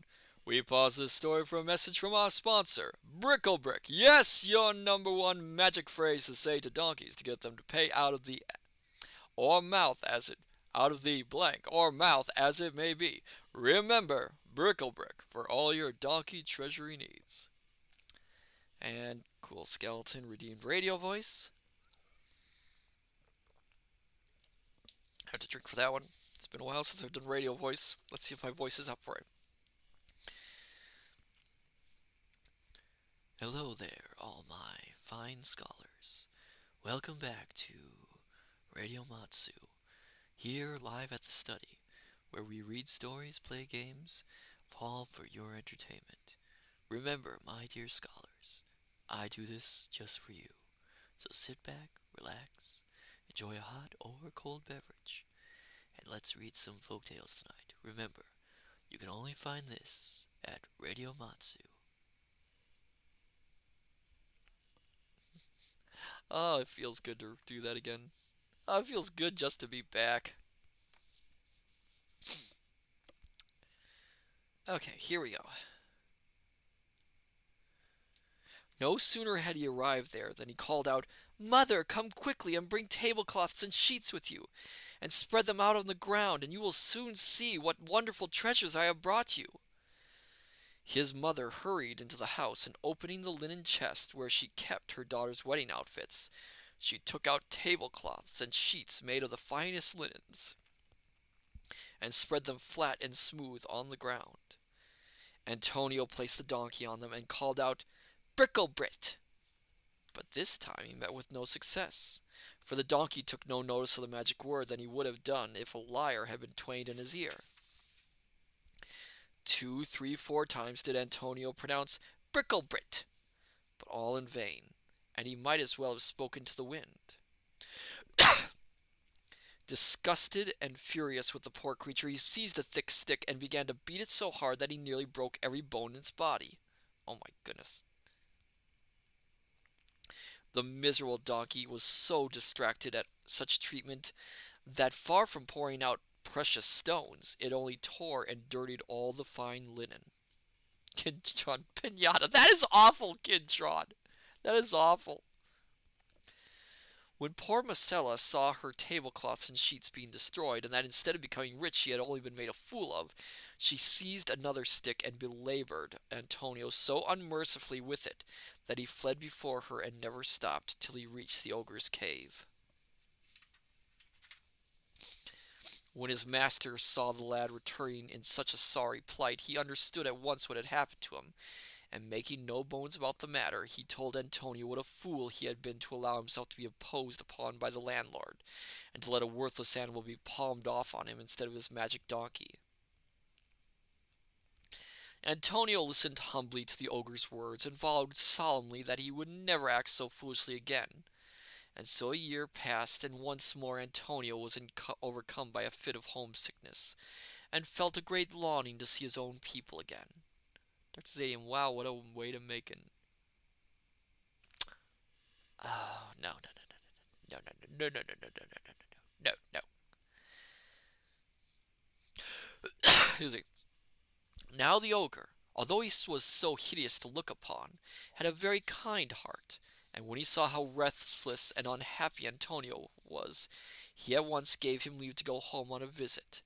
At parting, he gave him a beautiful tablecloth and said, "Give this to your mother, but see that you don't lose it as you lost the donkey. Until you are safely in your own house, beware of saying, 'Tablecloth open,' and tablecloth shut. If you do, the misfortune be on your own head, for I have given you fair warning. Antonio set on his journey, but hardly had he got out of sight of the cave than he laid the tablecloth on the ground and said, "Tablecloth, open!" In an instant the tablecloth unfolded itself and disclosed a whole mass of precious stones and other treasures. When Antonio perceived this, he said, "Tablecloth, shut!" and continued his journey. He came to the same inn again, and calling the landlord to him, he told him to put the tablecloth carefully away, and whatever he did not to say, "Tablecloth open" or "Tablecloth shut" to it. The landlord, who was a regular rogue, answered, "Just leave it to me. I will look after it as if it were my own." After he had given Antonio plenty to eat and drink, and had provided him with a comfortable bed, he went straight to the tablecloth and said, "Tablecloth, open." It opened at once and displayed such costly treasures that the landlord made up his mind on the spot to steal it. When Antonio awoke next morning, the host handed him over a tablecloth exactly like his own, and carrying it carefully over his arm, the foolish youth went straight to his mother's house and said, "Now we shall be rich beyond the dreams of avarice, and need never go about in rags again, or lack the best of food." With these words he spread the tablecloth on the ground and said, "Tablecloth, open." But he might repeat the injunction as often as he pleased. It was only a waste of breath, for nothing happened. When Antonio saw this, he turned to his mother and said, "That old scoundrel of a landlord has done me once more, but he will live to repent it, for if I ever enter his inn again, I will make him suffer for the loss of my donkey and the other treasures he has robbed me of." Oh my goodness. Marcella was in such a rage over her fresh disappointment that she could not restrain her impatience, and turning on Antonio, she abused him soundly, and told him to get out of her sight at once, for she would never acknowledge him as a son of hers again. Oh my! This is an awful woman. Why does he keep coming back to her? The poor boy was very depressed by her words, and slunk back to his master like a dog with his tail between his legs. When the ogre saw him, he guessed at once what had happened. He gave Antonio good scolding, and said, "I don't know what prevents me smashing your head in, you useless ne'er-do-well. You blurt everything out, and your long tongue never ceases wagging for a moment. If you had remained silent in the inn, this misfortune would never have overtaken you, so you have only yourself to blame for your present suffering." Antonio listened to his master's word in silence, looking for all the world like a whipped dog.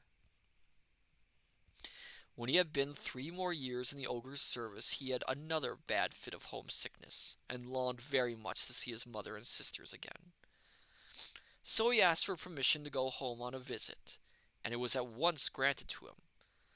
Before he set out on his journey, the ogre presented him with a beautifully carved stick and said, "Take this stick as a remembrance of me.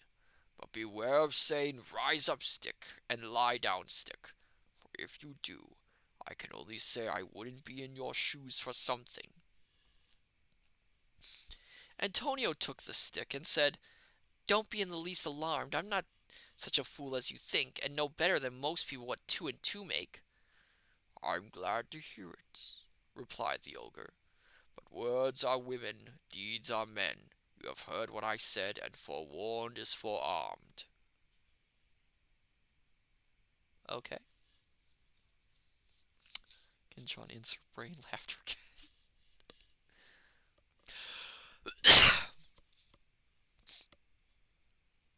This time Antonio thanked his master warmly for his kindness, and started on his homeward journey in great spirits. But he had not gone half a mile when he said, "Rise up, stick." The words were hardly out of his mouth when the stick rose and began to rain down blows on poor Antonio's back with such lightning-like rapidity that he had hardly strength to call out, "Lie down, stick." But as soon as he uttered the words, the stick lay down and ceased beating his back black and blue. Kinchon, honestly, that last gift is where. Ah, I'm glad to have you back too, Kinchon. I'm glad to have you back too. Although he had learned a lesson at some cost to himself, Antonio was full of joy, for he saw a way now of revenging himself on the wicked landlord. Gold Skeleton, he kind of deserved it for not waiting. Yeah, he's never waiting for anything. Once more he arrived at the inn and was received in the most friendly and hospitable manner by his host. Antonio greeted him cordially and said, "My friend, will you kindly take care of this stick for me? But whatever you do, don't say 'Rise up, stick.' If you do, you will be sorry for it, and you needn't expect any sympathy from me." Oh, he didn't tell him the other magic word. Oh no. The landlord, thinking he was coming in for a third piece of good fortune, gave Antonio an excellent supper. And after he had seen him comfortably go to bed, he ran to the stick, and calling to his wife to come and see the fun, he lost no time in pronouncing the words, "Rise up, stick!" The moment he spoke, the stick jumped up and beat the landlord so unmercifully that he and his wife ran screaming to Antonio and, waking him up, pleaded for mercy. When Antonio saw how successful his trick had been, he said, "I refuse to help you unless you give me all that you have stolen from me. Otherwise you will be beaten to death." The landlord, who felt himself at death's doors already, cried out, "Take back your property, only release me from this terrible stick." And with these words he ordered the donkey, the tablecloth, and other treasures to be restored to their rightful owner. As soon as Antonio had recovered his belongings, he said, "Stick, lie down," and had stopped being the landlord at once. Then he took his donkey and tablecloth and arrived safely at his home with them. This time the magic words had the desired effect, and the donkey and tablecloth provided the family with treasures untold. Antonio very soon married off his sister, made his mother rich for life, and they all lived happily forever after.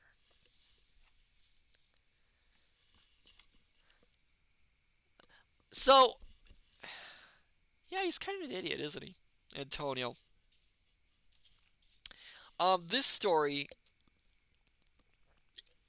again, I've heard variations of it, one in Swedish and one in Hungarian. And the variations don't always include the tablecloth. I saw one where it was a table, and it, instead of creating like treasure, it created food. But the stick is always a feature into it at the end, which is actually really it's a good story. It's a good story. It's a very common story among fairy tales. Okay, I think I've got enough energy for two stories to end the night. And we'll do a Japanese one, and we'll do one from Latin America again.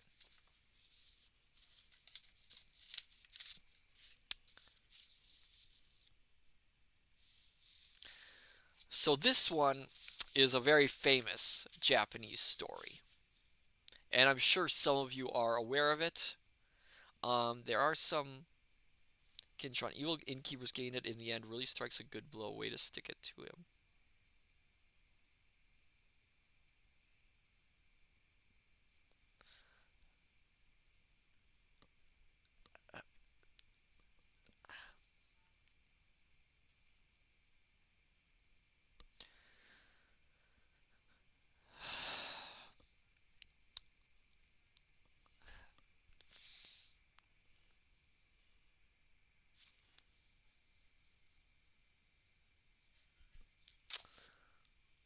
Mm.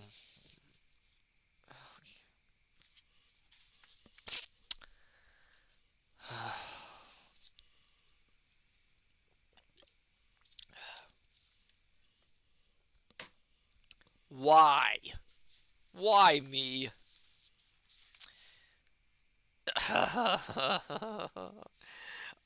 Let's continue. This story is a very famous Japanese folktale. I'm sure some of you are aware of it, some of you have heard of it. This version is called Lump Off, Lump On. An old man had a big lump on the right side of his face, as big as a big tangerine. It made him so ugly that he avoided other people and instead worked alone in the mountains cutting woods. Once he got caught in an awful storm and had to stay in the mountains overnight. No one else was around. He hid wide awake and terrified in a hollow tree. Feeling as lonely as he did, he breathed a sigh of relief when he heard other people coming. Then he peeked out. The crowd, 100 strong, was a horrible sight. Some in it were red, dressed in green. Some were black with a red loincloth. Some had one eye or no mouth, and most were just indescribable.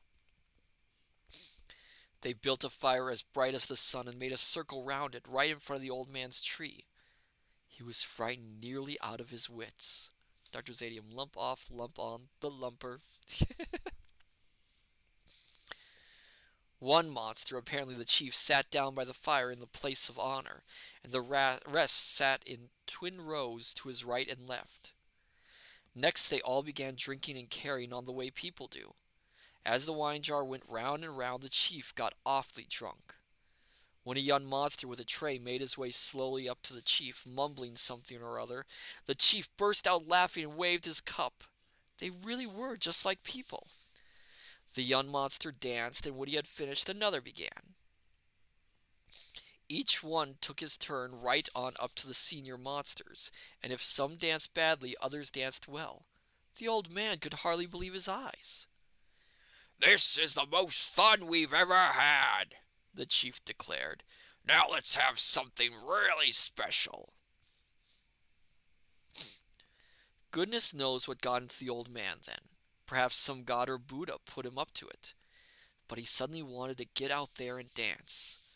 At first he checked himself, but the monsters had a fine rhythm going, and the temptation was just too much. Out he burst from his hollow tree with his hat down over his nose and an axe dangling from his belt right before the chief. The monsters jumped up. "What's this?" they cried.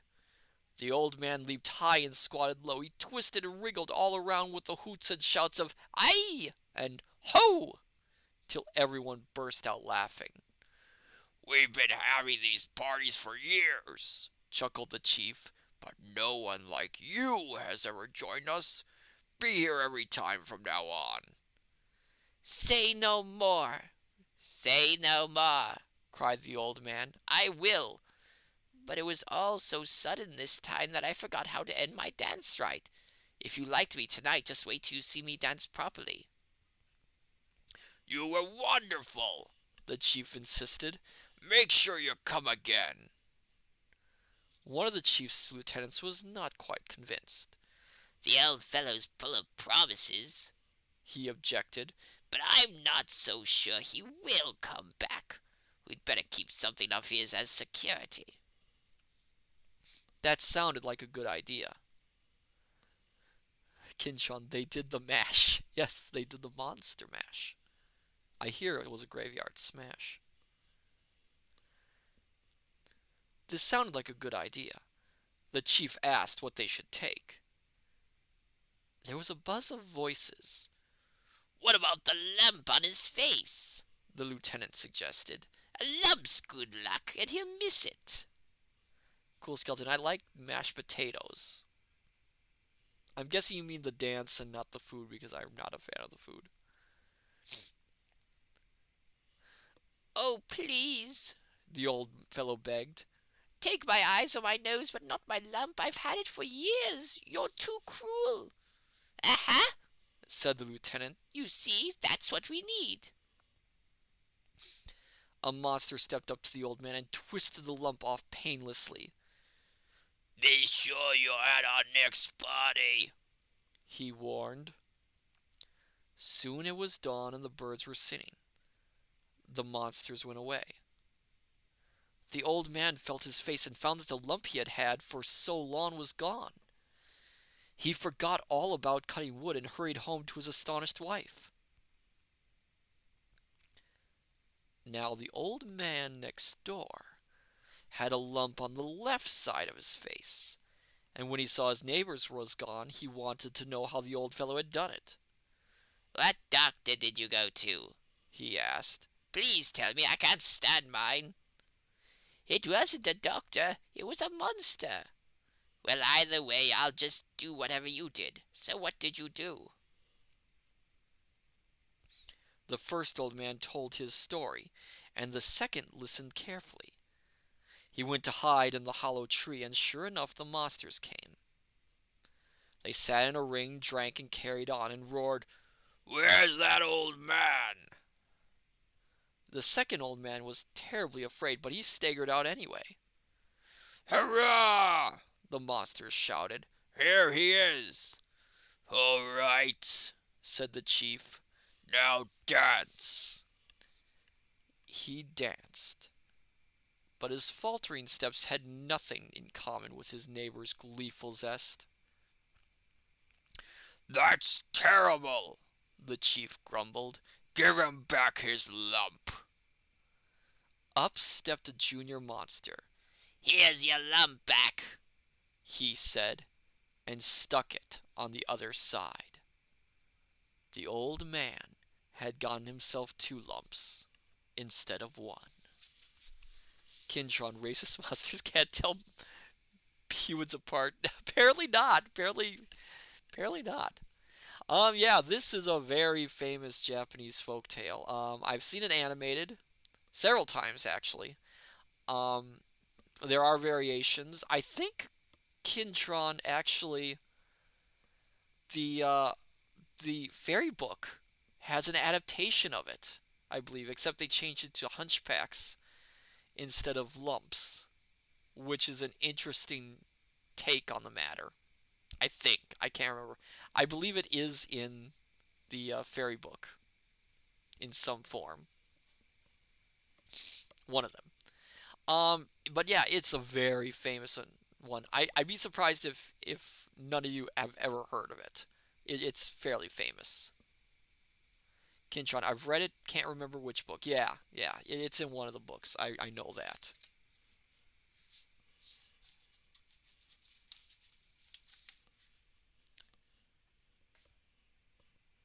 So we are going to read another story from Latin America. Um, this one's from Mexico, and it's called "My Garden is Better Than Ever."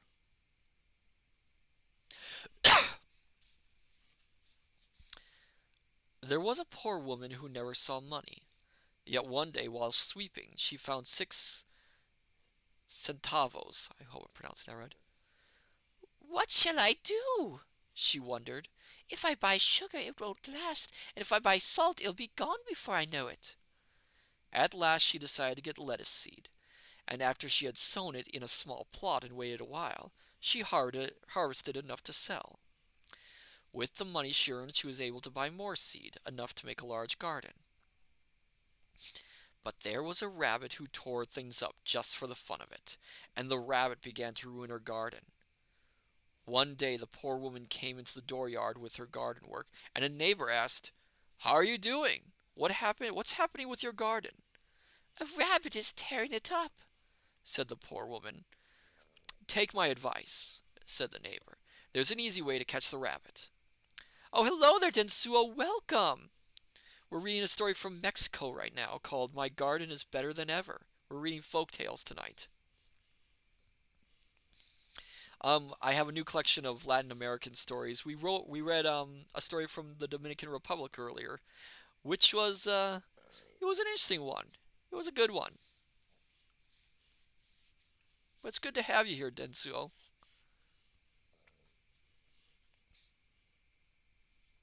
Where was I? Oh yeah. "Take my advice," said the neighbor. "There's an easy way to catch the rabbit. All you have to do is make a doll out of beeswax and put it in the path where the rabbit comes into the garden. The poor woman listened, but she did not hear all the neighbor's words. Instead of using beeswax, she made a doll out of rags. She put it in the garden. Later, her neighbor asked, "How are you doing? What's happening with the rabbit?" Nothing, neighbor. The rabbit tore up the doll. "What did you make it with?" Rags. "No, neighbor, I told you wax." The following day, the poor woman tried again. This time, she made the doll out of beeswax. That night, when the rabbit arrived, he found the doll at the entrance to the garden. He said, Good evening, little friend. May I have permission for lettuce? The doll said nothing. Permission for lettuce? Said the rabbit again. No answer. The rabbit slapped it, I'll make you answer. but his hand stuck fast. Let me go. If you don't, I'll hit you again. He slapped the doll with his other hand. Now both hands were stuck, and the rabbit was angry. Let my hands go, He said. or I'll kick you. He did, and his feet stuck. Then he bit the doll, and his head stuck too. The next morning the owner went out to her garden, and what should she find but that she'd caught a rabbit. She made a cage out of sticks, put the rabbit inside, and after picking some vegetables, carried everything back to the house. Again the neighbor asked, "How are you doing, neighbor?" Very well, she answered, both hands full. My garden is better than ever. Okay. I'm going to read one more story just to finish out the night.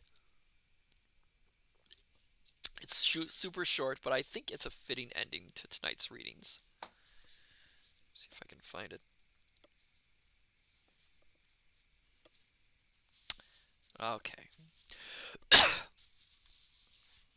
Kinshon, not the hair-raising. I'm sure some of you would recognize what that story is. The story is very similar to the story of how Anansi got the stories from the sky. And it's also very similar to a story concerning, I believe the character's name is Brer Rabbit, which also involves a doll catching the characters. So there's a lot of stories that flow between different cultures, each of them basically adopting them as their own and including their own take on what they are. It's fascinating, and it's one of the things I love about folklore. So tonight's final story. That was the end of the tale. A boy walking along a road found a locked chest. After he'd walked a while longer, he found a key. What if it fits? Said the boy. He placed the chest on a rock and put the key in the keyhole. Crack, it said, and the chest opened. Guess what was in the chest?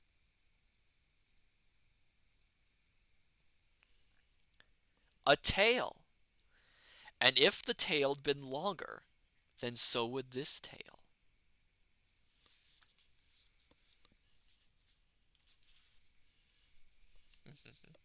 I love that story.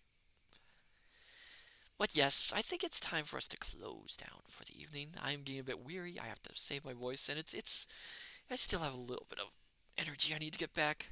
Kinshon, yes, yes. But schedule coming up. This is the only stream for this week. I will be gone starting Thursday. I'll be going on a journey. I'm expecting it'll be a little bit fun this time. And I will be gone until Monday, the following week.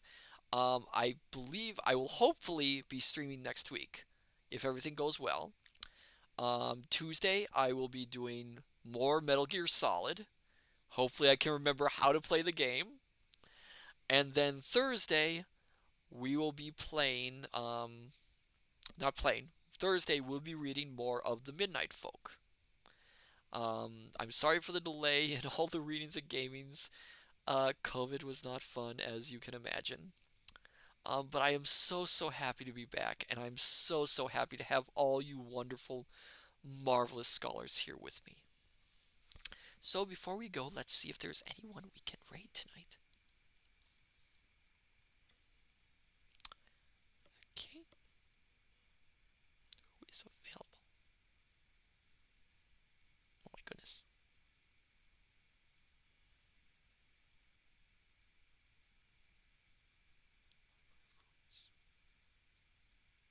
Okay. You know what? It's been a while. Let's. What is this? Hold on a second. I'm going to check something first.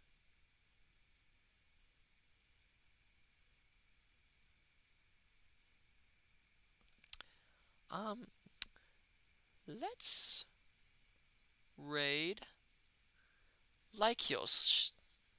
Lykios is doing some crafting tonight, it looks like. Might be a little bit fun to visit. So, my dear, wonderful scholars, as always, I say unto you, good evening, good morning, good afternoon, till we meet each other again at the study. Take care, and I shall see you next time. Till then, farewell and bye bye.